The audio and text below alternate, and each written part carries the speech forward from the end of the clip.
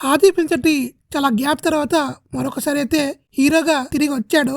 అయితే ఈసారి వైశాలి టీంతో మరొకసారి కొలాబరేట్ అయ్యి వచ్చాడు.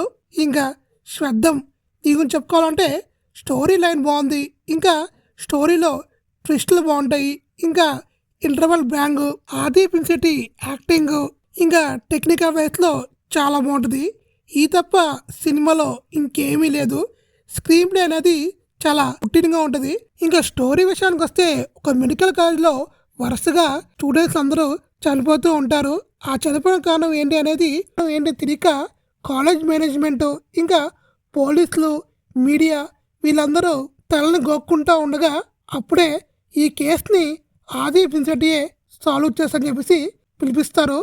పిలిపించాక అసలు స్టూడెంట్స్ ఎందుకు చనిపోతున్నారు, దానికి కారణం ఏంటి అనేది కనిపెట్టాడా లేదా అనేదే సినిమా యొక్క స్టోరీ.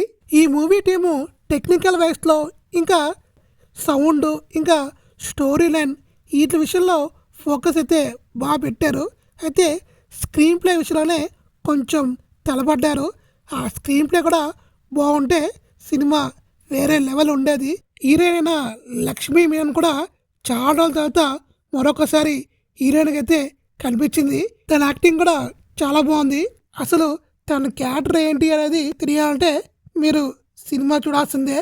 ఫస్ట్ హాఫ్ బాగానే ఉంటుంది, ఇంటర్వల్ బ్యాంక్ మాత్రం సెకండ్ హాఫ్లో ఏదో ఉంటుంది అని జనాలైతే ఎగ్జైట్మెంట్తో ఉంటారు.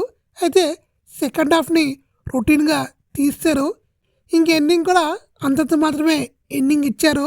నాకైతే సెకండ్ హాఫ్ అయితే అర్థం అవ్వలేదు, కన్ఫ్యూషన్ ఉంది. రెండోసారి మాత్రం వెళ్ళను, ఓటీటీలోకి వచ్చాక చూస్తా తప్ప మళ్ళీ థియేటర్కి వెళ్ళి చూసేంత ఓపిక అయితే నాకైతే లేదు. ఓవరాల్గా చెప్పుకోవాలంటే నా రేటింగ్ అయితే 2/5. నాకైతే ఫస్ట్ హాఫ్ నచ్చింది. మీకు సినిమా నచ్చచ్చో లేదో నాకు తెలియదు, కానీ సెకండ్ హాఫ్ కొంచెం ఎక్కలేదు. మీకు నచ్చచ్చేమో నాకు తెలీదు. ఈ సినిమాకి వెళ్ళాలనుకుంటే ఒకసారి ట్రై చేయండి.